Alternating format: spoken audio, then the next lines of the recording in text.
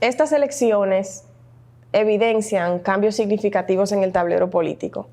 ¿Cuáles lecciones nos llevamos de los comicios que se acaban de celebrar? Mucha gente se está animando a hacer una evaluación de lo que ha pasado en República Dominicana con este proceso electoral. Yo creo que hay muchos mitos que se cayeron, unos desafíos que deja planteada y aprendizajes, que incluso pienso que un programa no da tiempo porque individualmente hay muchas personas aquí que tienen que sacar sus lecciones, sobre todo los políticos y actores de este proceso. Pero yo voy a mencionar como enunciado algunas de las cosas que desde mi punto de vista este proceso electoral muestra que no sirven para condicionar el voto de los ciudadanos y ciudadanas. Voy a nombrar a las iglesias que hasta última hora estuvieron haciendo una campaña decidida contra gente específica como Farideh Raful, por ejemplo. La pérdida de la senaduría o de las pretensiones de llegar a la senaduría no corresponde en este caso solo a un partido político, sino a una idea de que condicionar al votante con un miedo con que Cristo y demás no tiene sentido. Las páginas digitales que se crearon incluso, que estaban acobijadas y al calor de esa campaña de manera decidida. El fisgoneo telefónico, que desde mi punto de vista, el fisgoneo telefónico, la interceptación de las llamadas, la divulgación de llamadas de carácter privado, muestran un profundo estado de decadencia del gobierno que sale. Yo creo que este gobierno sale en un estado decadente porque eso implica desde todo punto de vista, no solo una vulneración de la ley, sino una falta de honor digamos, de los criterios más elementales de civilidad. Creo que hay gente que se sintió poderosa, como si fuera el ojo de Dios, porque puede escuchar a todo el mundo y de eso hizo un hábito. El tema de las bocinas. Yo creo que el periodismo dominicano tiene grandes desafíos y creo que incluso ha llegado el punto en que se confunden y piensan que todo el mundo cuando habla, habla porque está recibiendo algún tipo de beneficio. Y creo que el mensaje que manda estas elecciones no es solo a al gobierno que se fue, sino al gobierno que entra. No se trata de que las bocinas del pasado gobierno dejen de actuar y actúen unas nuevas o se consoliden, es que desaparezca ese hábito de pagar por lo que se dice y por lo que se calla, y que además la gente lo nota y eso no lleva a ninguna parte. El tema de los influenciadores. Recuerdo el caso de una joven que tenía más de 1 millón de seguidores en Instagram y decidió hacer unas camisetas porque ella pensó que iba a vender más de 1 millón de camisetas también. Resulta que el negocio fracasó. La gente cree que cuando tiene seguidores en sus redes sociales, eso significa necesariamente votos o significa un nivel de incidencia. Mucha gente sigue solo por entretenimiento. Las cuentas falsas, esos bots, esas estrategias de comunicación que pusieron a uno al volar, era una cosa inquietante. Yo creo que hay que adecentar el tema de las redes sociales, pero además, si no por la intención de adecentarlas, por lo menos que sepan que eso no sirve de nada. El chantaje, obviamente, la intimidación y finalmente las dádivas y ayudas. La forma incluso en que se repartieron las dádivas, el empeño de andar de noche repartiendo ayudas de una manera tan obvia que ponía en desventaja a otro partido político, yo creo que eso generó en la gente decente un sentido de rechazo. O sea, hay niveles a los que no se llega. Me gustaría seguir ahí, con eso de las dádivas, porque es un poquito más profundo de ahí. Una de las cosas que aprendimos en estas elecciones es que no necesariamente el voto de los pobres está condicionado a esos programas de ayuda. El Siuben no es un botón al que tú le das y recibes votos.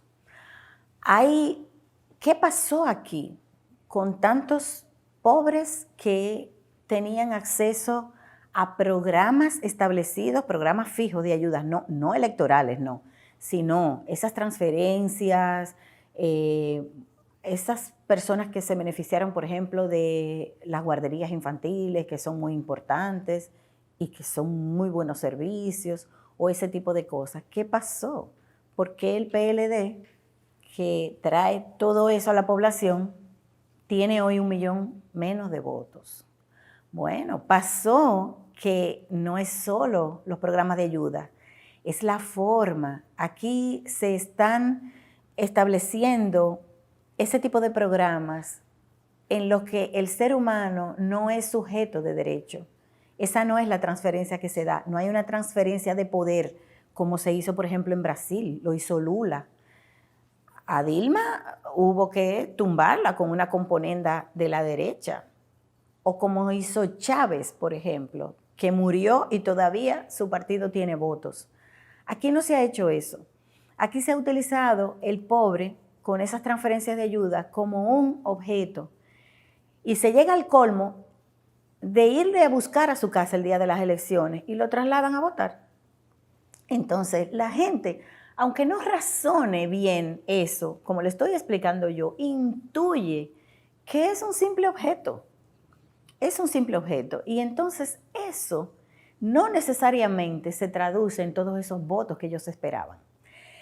En estas elecciones vimos también cómo en la campaña electoral misma, ese uso de los pobres, ese uso de la pobreza, no es más que eso, un uso.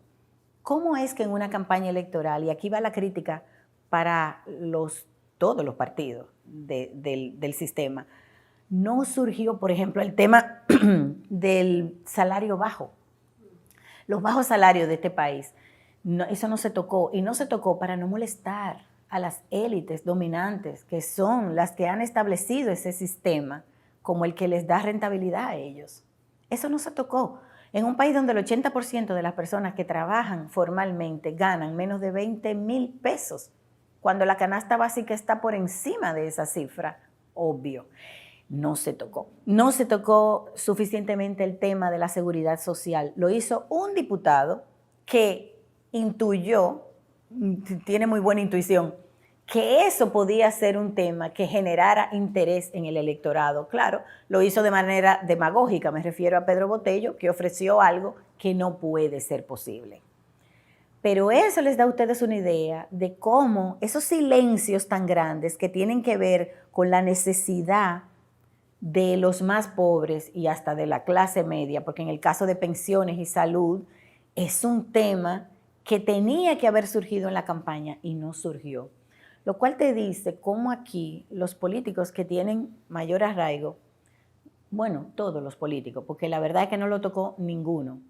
O sea, no hubo ni siquiera una voz entre los políticos que tienen menos votos, que pudieron jugar un papel para poner esos temas en el ambiente, y tampoco lo hicieron. Entonces, hay una complicidad con las clases dominantes, los que tienen las grandes empresas y los grandes negocios. Eso no se tocó en la campaña electoral, pero ojo, los pobres, así como son usados, mueven su voto, lo mueven. Entonces no es cierto, y eso va ahora para el nuevo gobierno, aprendan, no es cierto que por generar sistemas de ayuda a los pobres, ya esos están del lado del partido que monta esos programas. Ese es otro mito. Entonces, si fuéramos a resumir esto que estamos hablando en una sola oración, básicamente ni las prédicas ni las dádivas funcionan electoralmente para hacer a un partido mayoría en las elecciones. Entonces, ¿qué sí funciona en base a lo que hemos aprendido en estas elecciones? Bueno, yo creo que aquí hay grandes lecciones, y si nosotros observamos el Partido de la Liberación Dominicana, podemos decir que es un partido que fue una maquinaria electoral relevante. O sea, el Partido de la Liberación Dominicana se enquistó, podría decir, en el ser dominicano, porque muchos no llegábamos a pensar en la posibilidad de ese relevo. Yo vi a algunos periodistas en la mañana, al amanecer, decir: ay, pero el senador fulano perdió, pero ¿cómo va a ser? Un hombre que, Dios mío. Entonces entiendo que tenemos una profunda desconexión con lo que verdaderamente pasa en la sociedad dominicana. Creo que conectar con esa sociedad a tiempo debe funcionar. Es más, el Partido Revolucionario Moderno, me parece que su victoria electoral debe mucho, no porque la gente salió a apoyarle a ellos, sino a rechazar a los otros. Oh, pero claro. Eso está claro, hay un voto Claro. de rechazo, un voto de castigo. Incluso hay personas que tienen una reservada expectativa, porque no sabe. A fin de cuentas, el PRM llega y en un momento determinado se abraza con Amable Aristi Castro. Y en ese momento tú dices, oh, se abrazó con Amable, cuidado.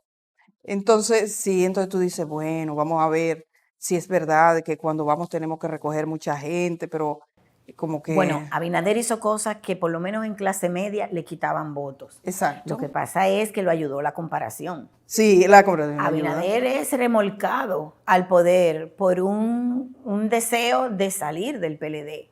Eso está clarísimo. Quiero retomar esa idea de ese voto de castigo, ese deseo de salir del PLD. ¿Qué fue lo que produjo una intención de castigo? ¿Cómo llegó hasta aquí el mismo partido que, según los resultados oficiales de las elecciones pasadas, logró el 60% de los votos? Yo creo que tiene mucho que ver la opulencia. Primero, Versus no haber resuelto problemas muy exacto. básicos. Primero, O sea, no resuelven problemas que la gente tiene en la realidad y tienen una expresión de altanería y de opulencia. Me parece que eso de que ese bienestar, que llegaron a pensar que su bienestar personal era un bienestar colectivo, en esa profunda desconexión. Y otra cosa fue el sectarismo del grupo interno del PLD. Son sectarios, o sea, fueron sectarios con sus propios compañeros. Tanto así que sacó una parte. Bueno, esa parte es muy importante. Primero, la gente tiene deseo de participar, tiene el deseo, la gente quiere democracia, pero los partidos, y voy incluso a ampliar más allá del PLD, aquí los partidos no son suficientemente democráticos. Y ustedes pueden ver eso en las candidaturas. Señores, ¿cuántas candidaturas de hijos, hermanas, esposas, nietos de los principales miembros de las cúpulas de los partidos? ¿Qué es entonces el resto de la militancia? Unos cargasillas. Para cargar sillas es que tienen esa gran militancia que exhiben, que es verdad, cuando tú vas, por ejemplo, el PLD, ¿cuántos militantes tiene? Creo que tiene 1 millón de militantes. Pero esa gente no ve una oportunidad de participar, porque es que las candidaturas son para los hijos de los ministros, para las esposas de los ministros y directores generales. Es decir, ha habido también al interno de los partidos una cierta, un desdén hacia los de abajo. Entonces, eso también obró en contra del PLD. Y creo que algo de lo que dices, Patricia, es, siguiendo ese camino, es la profunda desconexión entre lo que se dice y lo que se hace. Este proceso demuestra que es muy importante que exista conexión entre lo que se dice y lo que se hace. Es tanto así que uno ve, por ejemplo, que el gobierno de los Estados Unidos emite un comunicado diciendo que en trata de personas este país entra a zona de vigilancia y dice que el Procurador General de la República cambió a sus fiscales a los más activos y a los más capacitados. Y la Procuraduría manda una nota que dice, Gobierno de los Estados Unidos reconoce al procurador, pone una foto antigua de archivo y los medios la publican. Pero ese proceder, que ahí está más claro, es un proceder colectivo desde el ámbito estatal. O sea, no necesariamente, y yo lo veo con asuntos tan simples como el hogar de ancianos. Es decir, tú tienes un asilo de ancianos y tú estás diciendo las monjas son las responsables de esto y no sé qué.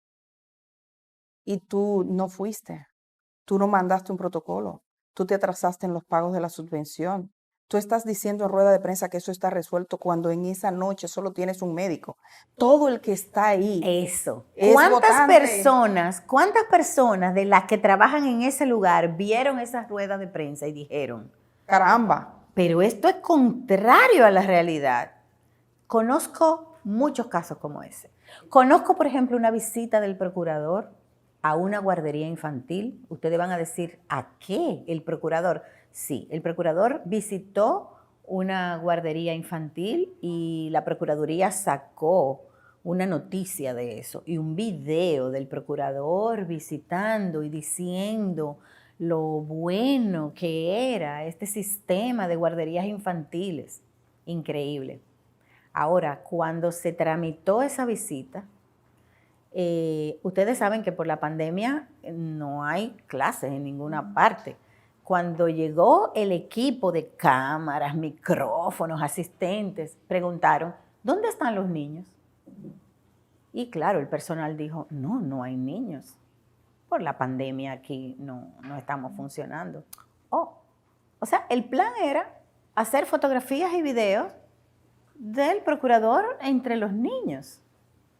Así como hizo la vez que fue a un colegio a dar una charla sobre violencia. Es decir, te uso para pose. Pero Las personas que están ahí son seres humanos que piensan, razonan y que cuentan a la vez a sus adláteres lo que vieron. Oye, este señor fue a visitar y hasta preguntaron que dónde estaban los niños. Los niños no pueden estar. Tú estás mencionando un funcionario específico y yo diría que eso me conduce a pensar en el presidente de la República, que a fin de cuentas Danilo Medina es el gran responsable de lo que ha pasado aquí, ni siquiera su candidato. Danilo Medina fue el artífice y es más, creo que le agarra al final desprevenido, él no sabe qué hacer. Si uno mira esa reunión del Comité Central del Partido de la Liberación Dominicana, donde él está diciendo, una persona para representarnos en las mesas electorales tiene que tener dos cualidades. Por un lado, conocimiento y por el otro lado, valor, coraje. Si tenemos que escoger y encontramos personas que no tengan las dos cualidades, vamos a escoger a los que tengan valor y coraje. Eso expresa un criterio muy profundo, o sea, luchando, yo dije, pero ¿qué es lo que se está preparando aquí? La idea de la fuerza. Exacto. La idea de la fuerza que yo pienso que emergió en muchos momentos del gobierno de Danilo Medina. Yo quiero que exploremos esa idea de la fuerza en el siglo XXI en un momentito, pero no quiero dejar de pasar lo que hablábamos hace un segundo, que parece tener conexión con aquella conversación que sostuvimos las tres en febrero a raíz de la suspensión de las elecciones, y abordamos el tema de que parecería que para el grupo de gobierno era más importante lo que se dice de los hechos, casi te cito textualmente, Patricia, que los hechos mismos. Y estos relatos que presentan van en conexión con eso. Esa desconexión entre los hechos y lo que se dice de los hechos pudo haber llevado al PLD a esa derrota y esa pérdida de más de 1 millón de votos. Bueno, es que en el camino esa profunda desconexión le hicieron creerse su propia historia. Yo creo que no se reaccionó a tiempo.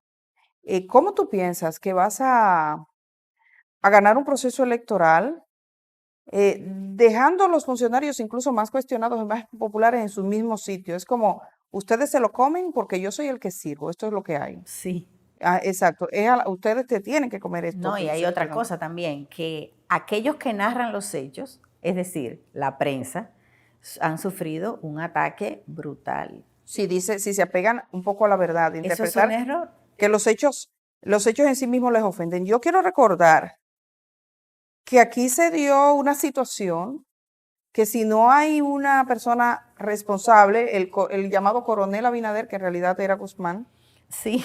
Si ese señor hubiese insinuado o dicho algo que no era de Luis Abinader, hubiesen imputado al candidato que hoy es presidente electo de los dominicanos en un proceso criminal que se articuló donde gente de la Policía Nacional leyó documentos que no escribieron ellos. Pero más aún, esa misma persona, porque una cosa es las consecuencias que habría sufrido el candidato, pero esa misma persona, para hablar de cómo la soga se parte por lo más fino, pudo haber cumplido una condena, pudo haberse pasado unos años en una cárcel por un ilícito que no cometió. O sea, este Estado llegó hasta la puerta de eso. Pero recordemos, a pocas horas de las elecciones nacionales, el Comité Político del PLD hace una rueda de prensa donde dice, primero que aquí hay una trama, una cosa gigante, una trama. En esa trama están comprometidos periodistas, están comprometidos medios de comunicación, está comprometido el PRM, está comprometida Participación Ciudadana. Toda esa gente junta puso toda su historia, toda su reputación y toda su vida para tramar contra estos grandes señores. Fíjate, 48 horas después, la trama es el pueblo que va a votar. No hay trama, amigos. Se llama democracia. Se llama democracia. No lo podían entender. Pensaban que todo era una trama, que todo es que alguien está planificando algo y todavía hasta última hora, por ejemplo, Participación Ciudadana, Eso es una cosa, una falta de respeto, gente tan vieja, porque hay gente vieja en ese comité político, gente que ha reconocido la historia. ¿Cómo puede ser que salgan públicamente sabiendo ellos que no es verdad? Porque yo recuerdo en el gobierno de Hipólito, yo cubría elecciones, que aquí decían, bueno, porque siempre los actores de poder, y esa es una enseñanza buena, siempre creen que pueden manipular las cosas a su favor. Y en ese momento el Partido de la Liberación Dominicana, su esperanza estaba en que hubiesen observadores independientes que dijeran la verdad. Y que hubiese gente que aunque les regalaran una plancha de zinc, de todas maneras votaran por ellos, que eran la oposición en ese momento. Que también esa es la otra. Ese esquema de utilizar a la gente, de sacar a la gente de su casa, llevarla a votar, es decir, manejar el voto, que Temístocles Montás lo explicaba como tan claramente. Nosotros sabemos por quién vota cada quien, porque tenemos los padroncillos, es un trabajo que se hace previo, cosa que también han copiado los otros, porque ahora te llaman por teléfono igual, como para ese afán de control previo. Eso les saca de la realidad. Yo me pregunto si en este momento habrá PLDistas que crean que en efecto esta derrota es por culpa de medios de comunicación y periodistas que hicieron una componenda mediática, como algunos ya le han puesto de nombre. ¿De verdad creen eso? ¿O es una pose cuidando la dignidad? ¿Es una defensa para proteger su amor propio? ¿O ellos de verdad lo creen? Porque como dice Edith, se llama democracia, el voto es libre. Entonces, esa manera de ejercer la política tiene que cambiar. O sea, el sistema tiene que cambiar. Y mucho de eso, estamos hoy criticando al PLD porque estamos viendo la derrota del PLD, pero mucho de eso ha sido copiado. Pero tú ves lo que pasó en el Partido Revolucionario Dominicano. El Partido Revolucionario Dominicano ha ganado, según las proyecciones, 2 diputados. Ganó 4 alcaldías que son pequeñitas, Fundación, La Caleta, Consuelo y un distrito municipal. A eso se redujo el PRD, porque hay un señor que es dueño de ese partido y ahí tiene su partido hecho nada. Lo mismo le va a pasar al PLD si no es capaz de reinventarse. Y yo quiero decir, el PLD como entidad, o sea, a nosotros no nos conviene que un partido como el PLD desaparezca. Lo que conviene es que retome a sus orígenes, que vuelva a sus orígenes y que le dé paso a una juventud. Y ese proceso no lo van a hacer esos del comité político. Que si este fuera otro país, estarían en la televisión diciendo, señores, reconocemos, renunciamos. Así es. Y yo lamento tener que decir lo mismo de Alianza País. Alianza País también ha tenido una lección en estas elecciones. Alianza País tuvo un diputado que se perfila como el más votado de circunscripción 1 del Distrito Nacional, José Horacio Rodríguez. Y eso lo que está diciendo es, ese partido necesita también un cambio. Necesita que den paso a otras personas. Le puede ir mejor si incorpora gente así, y esas cifras lo demuestran. Y pongo ese ejemplo porque esa es una campaña modelo, la de José Horacio Rodríguez, porque llegó con ideas, porque dijo claro por qué quiere estar en el Congreso. Porque rindió cuentas. Rindió cuentas, hasta recogió los afiches después de la... Con aportes ciudadanos. Exactamente. Entonces, ese es un modelo de campaña que le enseñó a mucha gente vieja en este país cuál es la nueva política. Él le llamó la buena política. O sea, hasta nombre tiene. Hizo de una frase el concepto sombrilla de su campaña. Óyeme, fue una campaña modélica y tuvo respaldo. Entonces, los partidos necesitan refrescarse, airearse, no pueden ser las mismas personas. Y sin embargo, las declaraciones que mencionabas hace un momentito, emitidas por Temístocles Montás, acerca de que ellos sabían quién votaba y cuándo votaba, que además son posteriores a unas declaraciones de Danilo Medina que decía que ellos sabían que ellos sabían quién votaba por ellos y quién no lo hacía por ellos. Es una diferencia muy grande entre eso y la buena política que mencionas, pero también evoca ese sentido de la fuerza que dijimos ahorita que íbamos a retomar, ¿no? Sí. Okay. ¿Cómo afecta esa imposición de la fuerza y cuáles fueron las manifestaciones de eso que pudieron haber llevado a este resultado de las elecciones? Vimos vestigios por momentos que es como autoritarios, vestigios, pero no se llegó a eso. Aquí hubo un proceso de elecciones. Aunque aquí se llegó a militarizar el Congreso, Edith, el año pasado. O sea, es cierto que no llegamos a un uso de la fuerza física, ¿verdad? Pero la militarización de la casa de la democracia nacional, que es el Congreso, es un símbolo muy poderoso de la fuerza. Pero ¿qué mayor fuerza tú quieres? Y te lo voy a poner incluso, o sea, tú, Edith, ¿qué mayor fuerza hay en la que tú recibes como periodista cuando tú denuncias una situación, la demuestras con una serie de decisiones, resoluciones, cambia de aquí, nómbralo allá, entonces ahora estos son lo que van a hacer los jueces del concurso. Entonces, o sea, tú demostraste que aquí hubo un concurso que era no más que una pantalla para elegir fiscales. Y entonces, de repente, tú fuera del medio de comunicación donde tú estabas, porque eso se tomó casi como una afrenta. Y tú tienes al funcionario afectado llamando a tu medio de comunicación, llamando a los dueños, llamando a los que mandan. Se pasaron unos límites. Eso es uso de la fuerza. Eso es uso de la fuerza. A ti nadie vino a discutirte y explicarte por qué movieron este de aquí y este de allá. Y si ella fuese un caso aislado, pues bueno, a lo mejor la magnitud es otra. No. Pero en el último año y medio, los casos son muchos, no caben, no se cuentan con los dedos de una mano. Así es. Mira, y menciono ese caso no porque seas tú, sino porque posteriormente un grupo de fiscales llevó el caso a la justicia. Ese caso está en la justicia, el caso de los concursos. Entonces, con lo cual se comprobó que la denuncia hecha por la periodista era verdadera. Pero hasta ahora, la única persona castigada ha sido tú. Sí, es cierto. Bueno, y el Departamento de Estado retomaba lo que había pasado con esos fiscales. Sí, bueno, quizás yo lo interpretaba desde el punto de vista del tipo de fuerza, ¿no? Pero obviamente en ese quehacer que es sectario es que todo aquel que piense distinto, y eso es muy bueno que la gente que sean diputados electos, senadores electos y gobierno, poder ejecutivo, sepan. Llegamos a un momento en el que parecía que el alabardero, el lambón, como le dice la gente, tiene su futuro asegurado. Sí. O sea, si tú le rindes pleitesía, aunque sea con mentira, le rindes pleitesía, tú estás bien. Si tú expones un criterio crítico, cuestionador, tú estás fuera. Ah, sí. Eso es un peligro hasta para las empresas. Tú tienes una pequeña empresa y tú tienes 5 empleados y el empleado que está todo el tiempo detrás del doña jefe. Patricia, ay, doña Carolina, sí. Y le vaya bien. Te jodiste, tu empresa no va para parte porque el día que hay un problema no te lo va a decir porque tú todo lo haces bien.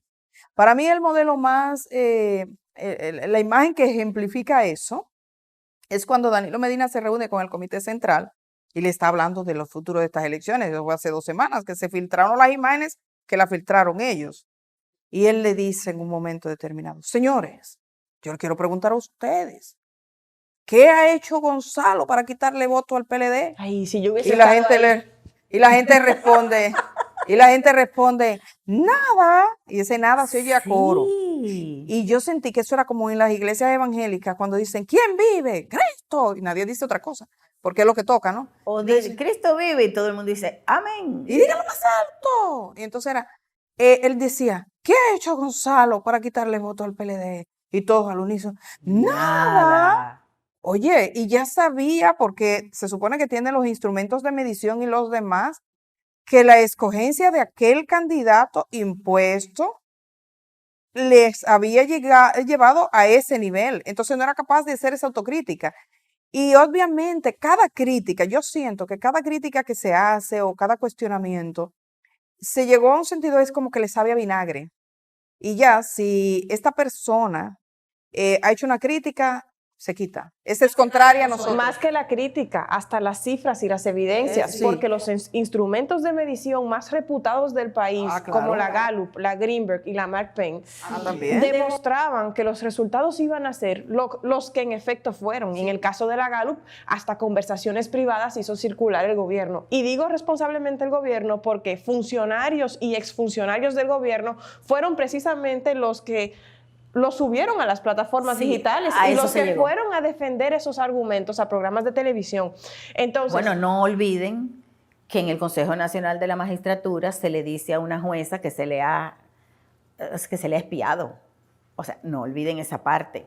Pero bueno, la otra cosa que tiene que ver con la fuerza es, no vuelvan en el siglo XXI a atacar las manifestaciones de la manera tan rastrera como atacaron la Plaza de la Bandera. No lo vuelvan a hacer, porque esa fue la otra también. O sea, esa manifestación espontánea, tenga razón o no, se podían discutir las razones, pero atacarla de esa manera, Fue poco inteligente. queriendo desacreditar algunas voces visibles, cuando además no había muchas voces visibles. Aquí la protagonista era la manifestación en sí. Eso no es de tiempos ¿cuál modernos. fue la manera? Para Para quienes no lo tienen fresco, que olvidamos pronto, ¿cuál fue la manera? Bueno, la manera fue despectiva. O sea, fue un desdén increíble a una manifestación que tenía una muy buena razón de ser. Habían suspendido las elecciones. Y si no se tenía ninguna culpa en eso, lo que había que hacer era apoyar ese clamor. Eso fue un real clamor. Pero lo que se hizo fue hablar de manera muy despectiva de esas manifestaciones. Eso fue un error garrafal. Decir que era un grupo de muchachitos ricos, que lo que estaban era luciéndosela, que lo que querían era hacerse foto para subirla a Instagram, para que le pusieran me gusta. Y sus cuentas O sea, falsas atacando a esos jóvenes. fue muy bajo todo y no se estaba valorando lo que significan las manifestaciones. Señores, este es un país en que una manifestación en recordación a George Floyd, el norteamericano, terminó a macanazo con las personas que fueron a manifestarse presas. Yo creo que Ahí está la fuerza. Eso marcó y no dejó no dejó ninguna duda de la falta de sintonía Exacto. que existía con la gente. O sea, el problema es que la convivencia social no se puede hacer en un laboratorio. Y nosotros, por ejemplo, en términos periodísticos, eso siempre, uno lo dice en las redacciones, tú sales y el jefe te dice, mira, en tal sitio, tal cosa, y te da los enunciados. No, la noticia no la llevas tú, la noticia tú la traes. Tú la traes porque es lo que pasa en el pueblo. Entonces, yo, por ejemplo, ver a Temístocles Montaz, y quiero recordarlo porque en ese momento me refería a él, decir, esas manifestaciones son promovidas por la oposición. Le digo, bueno, si esas manifestaciones son promovidas por la oposición, yo miro los rostros de los jóvenes y algunos de esos jóvenes podrían ser los nietos de Temístocles Montaz. Y digo Temístocles porque fue que habló, pero de cualquiera de ellos. Quiere decir que, y supe de casos de chicos, ustedes no sé si notaron que en las manifestaciones de la Plaza de la Bandera se hizo muy popular que iban jóvenes con máscaras, con el rostro tapado. ¿Ustedes saben por qué era? Porque muchos estaban asociados al PLD y no querían que sus padres perdieran sus empleos. Es decir, que hasta ese nivel se llegó. Quiero rescatar lo que mencionabas de las declaraciones de Temístocles Montaz y recordar unas parecidas previas a esas de Danilo Medina, en la que él decía que el Partido de la Liberación Dominicana sabía quién votaba por ellos y quién no lo hacía por ellos. Eso, conectado con lo que hablábamos de la fuerza, del uso de la fuerza ahora en estos tiempos, me lleva a recordar aquella bomba que se lanzó a los manifestantes de la plaza en el segundo día de protesta. Un acto que además, hasta el día de hoy, ha quedado impune. Sí, eso fue un caso muy extraño porque yo pude conversar con algunos de los actores del proceso. Entonces, según la versión más socorrida es que esa fue una decisión como de un militar que creído o lo que fuese, lanzó la bomba. Nunca pudimos determinar a ciencia cierta qué ocurrió, porque ese es otro de los problemas. La credibilidad de las investigaciones, la certeza de cómo se realizan, el rigor para realizarlo y la búsqueda de la verdad, porque al final la verdad no importa. Es probable que si ese acontecimiento se hubiese investigado como debió ser investigado, tuviésemos una idea más, digamos que de que no fue algo provocado, querido, pretendido o procurado. Pero caben todas las ideas posibles alrededor de ese acontecimiento porque nunca se investigó. Entonces, el PRM viene al poder ahora dentro de un modelo negativo, político, un modelo donde no hay una sintonía entre la población y la dirigencia política. Un modelo donde la población es usada para que esa dirigencia llegue a los puestos. No hay transferencia de poder. Vamos a cambiar eso. Es bueno cambiar eso. Por supuesto, eso le quita control a los que hoy se sienten en control, pero eso le da más desarrollo a la población, un mejor desarrollo humano, porque no es solamente comida, no, es también sentirse gente. Es tener metas. Eso es importante ahora. Y el PRM viene con ese mismo modelo, porque es que ese es un modelo que desde afuera se ve exitoso. Esa gente tuvieron, ¿qué? 20 años en el gobierno. Entonces, pero eso no puede ser. Eso, hay cosas que nos envilecieron. Yo creo que... Eso que tú dijiste de los periodistas, que es un modelo Danilo Medina, de tener un equipo de periodistas haciendo opinión, pero al servicio de las ideas de él, eso no puede ser. Y eso se propició desde el poder. Entonces tiene que cambiar el modelo a donde la población sea considerada gente. La gente quiere participar.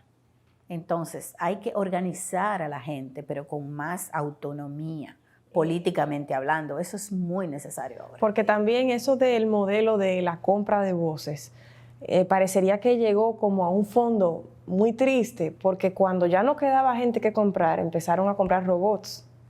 Como que eso no iba votaban. a funcionar. Entonces, claro, un robot no vota, no determina unas elecciones. Hay un tope para el mercado del bocinaje. Mira, quiero redondear lo de la transferencia de poder. Es tan importante que ahora mismo, en medio de la pandemia, si nosotros tuviéramos un modelo diferente, donde la gente desde sus áreas más pequeñas, la comunidad tuviera más poder, nosotros pudiéramos dar mejor respuesta a la prevención, porque tuviéramos liderazgos locales y liderazgos en los microespacios, pero nosotros perdimos esos liderazgos que existían antes, en la época del PRD combativo de los años 80, pero ya parecería que no importa ese militante de la zona K, de la zona J, no importa, porque ahora las candidaturas lo tienen los hijos de los que dirigen. Con eso que y los nietos. Entonces, eso es muy importante para que cada líder local pueda organizar alrededor y entonces tenga autoridad para decirle a la gente cómo que hay que cuidarse, qué no podemos hacer, para que una fiesta en el barrio sea una voz de autoridad de ese mismo barrio que diga, hey, señores, estamos en una pandemia, tenemos que guardarnos en nuestra casa por un tiempo, por seguridad, ayuden, piensen en los más viejos que si se contagian pueden morir. Pero ese liderazgo, los partidos políticos pudiendo haber, que lo habían hecho en el pasado, lo abandonaron por un modelo sumamente autoritario. Además distante, porque al no tener ese eslabón intermedio, perdían la conexión más directa con el votante. Y desconectado, claro. Llegamos a un punto de quédate en casa, pero ¿en cuál casa? En la mía, que es una pieza de 6 metros cuadrados donde vivimos 12. Y donde no hay agua, y donde tú salir, o sea, buscar el agua potable implica salir, no me puedo quedar en casa. Entonces todo eso tiene que ver también con ese estado de cosas y ese modelo sumamente autoritario. Otro de los grandes cambios a nivel de cuotas de poder que resultan de estas elecciones es el cambio de la composición partidaria del Senado de la República. Anteriormente teníamos, de hecho todavía tenemos, un Senado completamente casi del Partido de la Liberación Dominicana, salvo 4 provincias que son Puerto Plata, San José de Ocoa, San Pedro de Macorís y El Ceibo. Ahora la composición está mucho más diversa, con fuerzas menos acaparadoras de lo que ocurría antes. ¿Qué lecciones podemos extraer de esos resultados a nivel senatorial? Bueno, lo primero es decir que en el nuevo Senado de la República hay 4 mujeres, las 4 del Partido Revolucionario Moderno. Constituye una novedad. Es lamentable que haya que celebrar eso, es insuficiente todavía, pero es la primera vez que tenemos 4 mujeres en el Senado de la República. Lo otro es que hay una representación que va incluso más allá de un partido. Ahora tenemos al Partido Revolucionario Moderno, el mismo Partido de la Liberación Dominicana que se queda con 5 senadurías, está Dominicanos por el Cambio que también tiene 1, está el Partido Reformista que también postuló a 1, o sea que tenemos una pluralidad más notable en el Senado. Y entonces estamos hablando de una composición más plural. También en la Cámara de Diputados, todo apunta que el Partido Revolucionario Moderno, si bien es mayoría, no va a tener la composición global para pasar, por ejemplo, cuando hayan leyes que requieran las 2/3 partes, necesita conciliar, y eso es importante, que genere debates. Debo decir que en el Senado de la República hay gente que sale, que son simbólicas del Partido de la Liberación Dominicana, y que pienso que fue uno de los errores del PLD. Por ejemplo, tú dices, podríamos pensar que eventualmente en un juicio público, oral y contradictorio, Tommy Galán salga inocente de los cargos que se le imputan en San Cristóbal. Pero lo correcto hubiese sido que no fuera candidato. A esperar resolver su situación, que el PLD debió tener otra gente. Entonces, me parece que esa idea de que el poder era como una botija que tú la guardas y años después tú la tienes ahí, pero hasta la botija se dañan porque el dinero sale de uso. Entonces, es importante y creo que ahí hay una lección. Esperamos mucho del Congreso. Sí, yo por ejemplo espero que este Congreso ponga fin al barrilito. El barrilito es ilegal. Tú no puedes ser legislador, legisladora y coger ese dinero, que es básicamente dinero para regalar. Dinero público para regalar, porque te lo ofrecen para que tú, a partir de tu propio criterio, tú repartas. El Congreso no está para repartir ayuda, el Congreso no está para resolver ese tipo de cosas que ellos dicen que hacen con el barrilito. Y las exoneraciones. Y eso es antiético y eso es inmoral. Además, para quienes no están familiarizados con el texto constitucional, es inconstitucional. Es decir, las funciones del Poder Legislativo y sus miembros no incluyen las ayudas. ¿Por qué no? Porque eso le corresponde a otro poder del Estado. Entonces, no es solo que es poco ético, es que es contrario a la norma y al diseño del Estado. Y es parte de ese mismo esquema de tener a la gente mendigando dádivas y ellos repartiendo desde puestos de privilegio. Eso está mal por todas partes. Y yo espero, debe cesar. Ya que tú lo dices también, recuerdas algo, yo espero de todo corazón que eliminen las exoneraciones o al menos la normen. Y un paso por la igualdad es que se normalice el tipo de seguridad social y de salud que tenemos todos. Yo creo que la pandemia, estamos en pandemia, demostró que los hospitales públicos y el servicio de salud pública debe ser eficaz y eficiente. Los senadores de la República, los jueces, los que mandan en este país han creado zonas de privilegios donde tienen un seguro especial de salud y los demás que se jodan con los hospitales que tienen.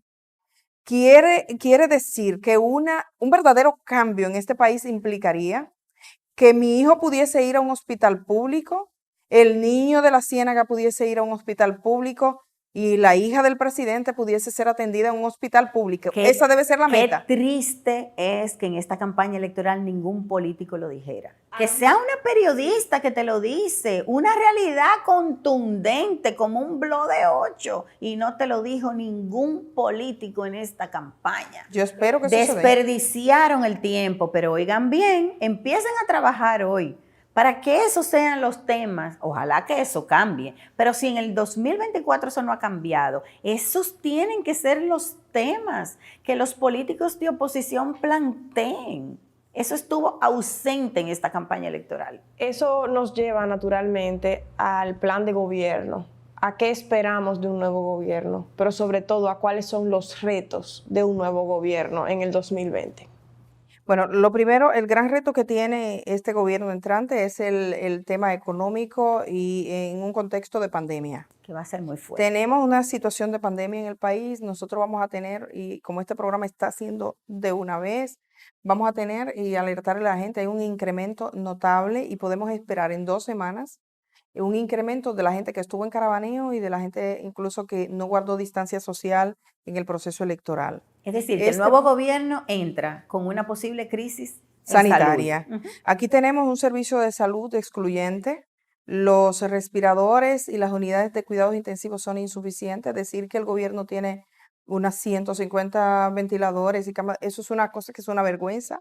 Creo que existe en cierto modo, porque ahí está la ciudad sanitaria que se puede habilitar, que habían dicho el gobierno que tenía 600 camas y no se está usando. Entonces, ese es un tema. El tema salud es prioritario porque lo que vamos a vivir es fuerte y, por supuesto, todo lo que tiene que ver con economía. Pienso que otro de los grandes retos es la justicia. Hay gente que está pidiendo cabeza, se vio en el discurso de Luis Abinader. Pienso que es justicia de verdad, justicia que pone en una balanza y da a cada cual lo que le toca, sea contrario o esté en mi partido o sea parte de los míos o sea mi pariente. Es decir, lo que se aspira y lo que debe prevalecer en este país no es una justicia vengativa, donde yo hoy tengo el poder y te fuño y me desquito lo que tú me hiciste, no. Lo que debe prevalecer es un sentido de justicia que documente los casos y que en este país deje de prevalecer la impunidad.